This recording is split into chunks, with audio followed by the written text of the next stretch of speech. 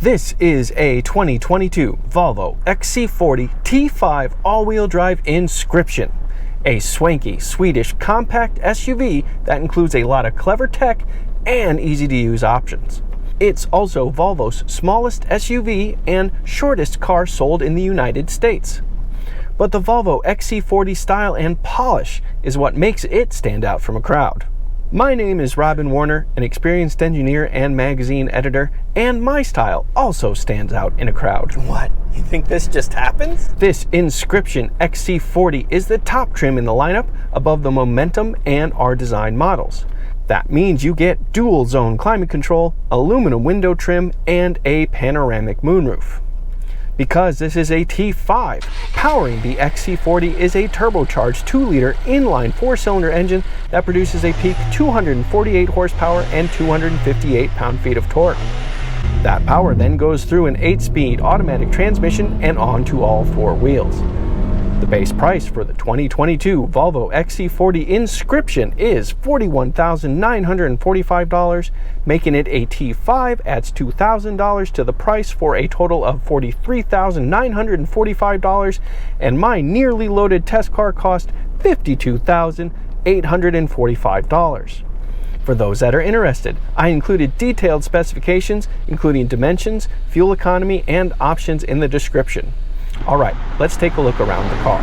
Here it is, guys, the 2022 Volvo XC40 T5 all-wheel drive Inscription, and this particular one is painted in Onyx black metallic paint, which is a $695 option. And because it's an Inscription, it comes standard with 18-inch alloy wheels, but this has the optional 21-inch wheels right here. They are very large, and they have two 45/40R 21-inch tires on them, and they are $3,315. Looking at the front, you've got the telltale Volvo logo. You've got real nice clean lines and nice clean grille with vertical slots. I really like this kind of like concave nature of it almost. See how it kind of tucks in like that?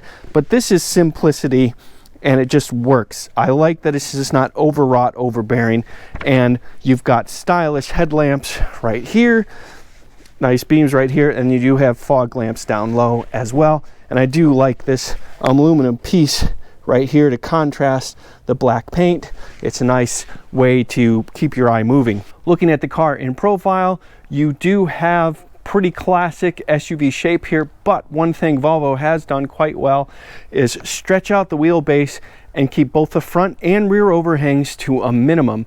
So you've got the wheels stretched out to the corners, and I think that adds to the shape. Plus, because this is an Inscription, I do like this aluminum window trim treatment right here that you get. I think that's a nice touch, as well as these aluminum roof rails right here. And if you look above that, you can see the panoramic moon roof.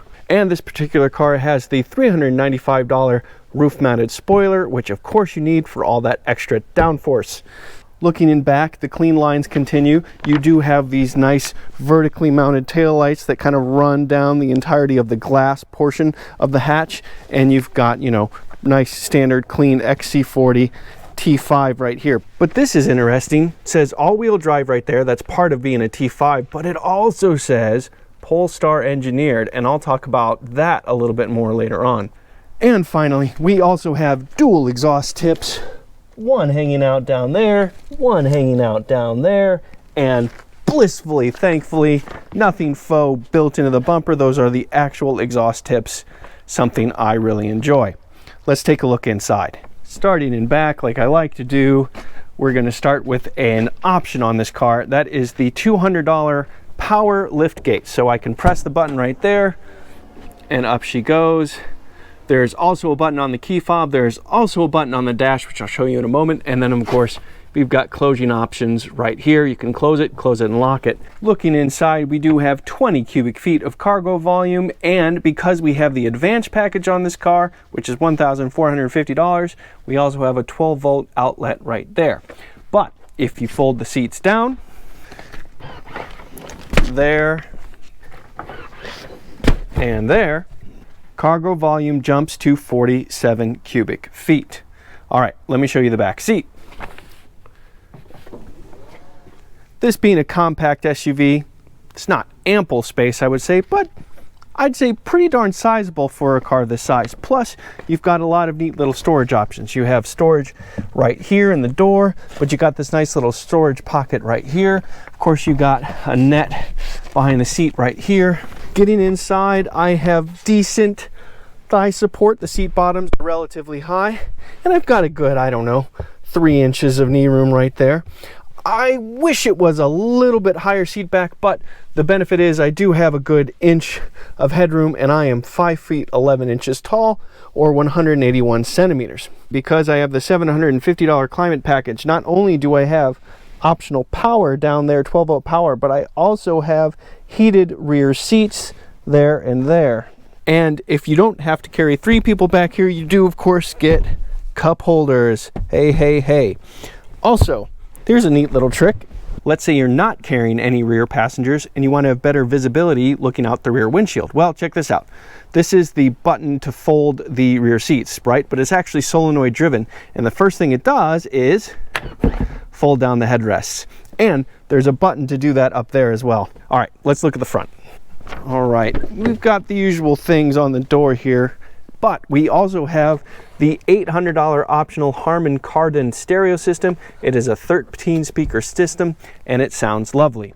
You do get 2-position seat memory, power windows, side view mirror adjustment, and power locks. Down here we do have the usual bit of seat adjustments, including lumbar support and those things. Over here, this is the instrument cluster light adjustment, and this is a way to open and close the power liftgate from inside the car. From this position, there is one other seat adjustment to show you, and that is adjustable thigh support. It is manually operated, not powered. You are looking at a fully digital 12.3-inch instrument cluster screen, which Volvo calls the digital driver display. And of course, over here we have a 9-inch center console touchscreen. And as you can see here, we have Bluetooth, and we also have Apple CarPlay and Android Auto. However, Android Auto and Apple CarPlay are wired, but you do have options right here, as well as a general 12-volt outlet right there. Beneath that, you do get wireless smartphone charging on the R-Design and Inscription models. We do get dual zone climate control, and again, because I have the climate package, I get heated steering wheel in addition to heated seats. The heated seats are not dependent on the climate package, but the heated steering wheel is. I can adjust climate control this way. You can press that button, you can make all kinds of adjustments there, or I can do each individual temperature by just pressing on the temperature. Same with seats. Also, because I have the advanced package on this car, it's not just that extra cargo power in back. I also have a 360-degree view camera system, as well as some additional driver assist stuff. But let me show you the camera system. So I'm going to put it in reverse first, and you can see I have all these options right here, and one of them, 360-degree view. First of all, that's a super wide angle rear view camera, but whatever. 360-degree view, and there are my 4 cameras showing me the entire circumference of the car and what might be impeding my progress. Looking down, this is your volume knob right here, and play, pause, those types of things. You do have some other generic options right here. Drive modes, I'll talk about that in just a second. You saw the wireless charging. We do get cup holders. We get this nice fancy looking shift knob right here. Electric parking brake. This is a little storage bin right here that is separate from the center console storage right here, which does have a cable for Android Auto, Apple CarPlay, like I said before. And you do get the general, like, clean Volvo styling to go with it. You get these nice pieces of driftwood deco inlays. This is part of the Inscription model, and this is like proper rough feeling wood right there. And you get small pieces there and there as well. Looking up, we do have a nice moonroof. You have to be careful not to tilt up, but just push back, and that moves the privacy panel away. And if you push back again, that's what actually opens the window. Tilt it forward to close the window, and of course close the privacy panel as well. And if you just push this up, that tilts it for you. And of course you have different lighting options and those types of things. Let's talk drive modes. You get several drive modes: Comfort, Individual, Polestar Engineered, Eco, and Off-Road. Now, Polestar Engineered is part of that thing I showed you on the back of that car, that little badge. This has the $1,295 Polestar Engineered option, and I'll talk a little bit more about that later, but that is not a difference in engine output or anything like that. It is software, so we'll get to that a little bit later. But because this has that option, this is not dynamic mode, this is Polestar Engineered mode. Comfort is your default mode. Individual is something you set individually, and you do that by scrolling down here, going to settings, going to my car, going to individual drive mode, and then you have these options right here. So as you can see, I've got the presets for how the car starts and the displays, but I have high steering force and eco powertrain characteristics, and then I did put the eco climate on to save a little bit of energy, I suppose. All right, I'll close this. This screen is interesting. This is your default, and it has the major things: nav, Bluetooth, phone, and fuel economy. Scroll over this way and you have a lot more options for media and car status, different links, and then a lot more different apps right here. But you can also scroll this way, and this is something I really like, because just scrolling over once, you can do a lot of different things.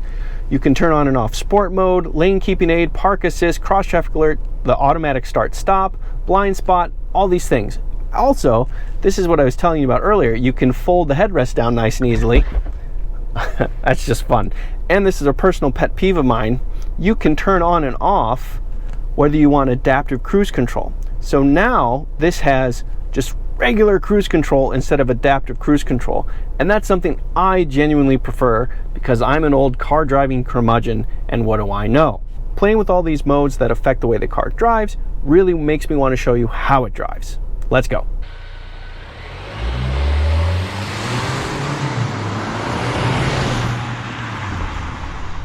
Hi everybody. Well, here we are, the 2022 Volvo XC40 T5 all-wheel drive Inscription. There's a lot going on in that title, and we will break that down just a little bit. But first, I wanted to say it's quite interesting to me that we are driving something that's very similar in size to the Toyota Corolla Cross, something I tested recently. Definitely a very different price point and very different behavior as well. So what does it mean to have T5 all-wheel drive Inscription? You can choose between T4 and T5 for the Volvo XC40, and of course this is separate from the XC40 Recharge, which is the EV version of this car. But you can choose between the T4 and the T5, and the T5 adds $2,000 to the price and takes it from front wheel drive to all-wheel drive. But you also get an additional 61 horsepower and 37 pound-feet of torque, still going to an 8-speed automatic transmission. So you get all-wheel drive and a lot more power to send to all those wheels. Between T4 and T5, the engine size is the same. It's a 2-liter turbocharged inline 4-cylinder engine. But in the T5, you get 248 horsepower that comes at 5,500 RPM and 258 pound-feet of torque. And that comes between 1,800 and 4,800 RPM. But that's actually not quite the end of this powertrain engine story here, because this car also has the $1,295 software add-on called Polestar Engineered. And I actually wanted to read exactly how Volvo describes this option, and I didn't want to read and drive at the same time, so let me cut to a quick clip of that. It says, "The Polestar Engineered Optimization Powertrain software allows you to enjoy a more precise and balanced driving experience. Together with Polestar's engineers, we have optimized important performance areas such as mid-range engine performance, gear shifts, and throttle response." Weird, right? So basically what that means is you get a more aggressive transmission calibration and probably a little bit more aggressive engagement of the turbos and the wastegate and those things to give you a little bit more mid-range power. Power peaks don't change, nothing like that. So it's just a little bit of a healthier mid-range. How much it helps, is it worth $1,295? I don't know, because I have not driven a non-Polestar engineered version of this car, and really you'd have to drive them back to back to get a perfectly good understanding of what that is. And you do get this 8-speed automatic transmission. Generally speaking, the 8-speed automatic works well, though I have to say not perfectly. And the best way to explain it is to actually illustrate it during the acceleration test. So let me show you that right now. Okay, I'm going to put this in Polestar Engineered driving mode, coming to a complete stop, bit of brake torque, building up, there we go, and off we go. Whoa. That 1-2 shift was kind of harsh, but man, oh man. Yeah, we're moving here. This is not slow. 248 horsepower, 258 pound-feet of torque, all-wheel drive, not terribly big, not terribly light either, but still, pretty darn decent weight to power ratio. Yeah, good scoot, good gearing. That 1-2 shift was pretty harsh. It was kind of like a bam into the back of the seat. But otherwise, it was smooth, we had quick shifts, and it was definitely a fun little toy at that point. Yeah. That was good fun, right? See, it was a little weird, like the 1-2 kick, it's got this like weird thing to it, but generally it's a quick shifting 8-speed transmission that works fine, and you get a healthy amount of acceleration in this car, a little bit better than I expected, if I'm totally honest. 0 to 60 in 6.1 seconds, according to Volvo. That's healthy. That is healthy for a small but pretty heavy compact SUV. But of course, it's not just going quick in a straight line. I had to see how this car handles, especially because it has that Polestar Engineered badge on the back of it. So I ran it through my favorite road. Let me show you that. All right, time for a quick handling test. I've got the car in Polestar Engineered mode, and I'm gonna go ahead and put the stability control in sport mode. Let's see how it goes. Good acceleration, certainly.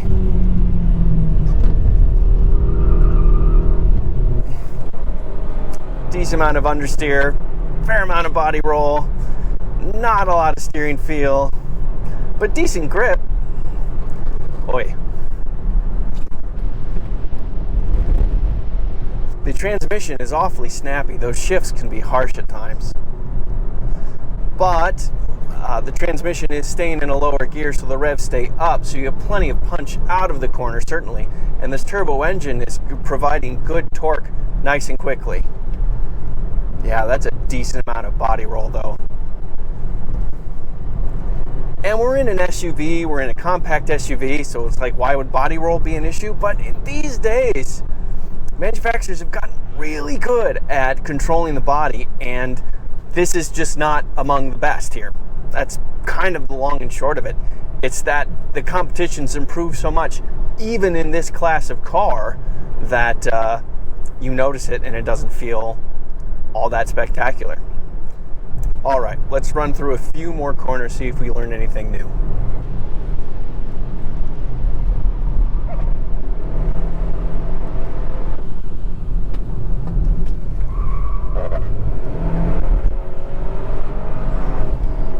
Okay, let's start with the good. The seats were pretty comfortable. They provide a decent amount of support. I could have used a little bit more upper bolstering, but it wasn't bad. The steering handle itself is comfortable. I have a nice thick rim. I had a decent amount of grip from the tires.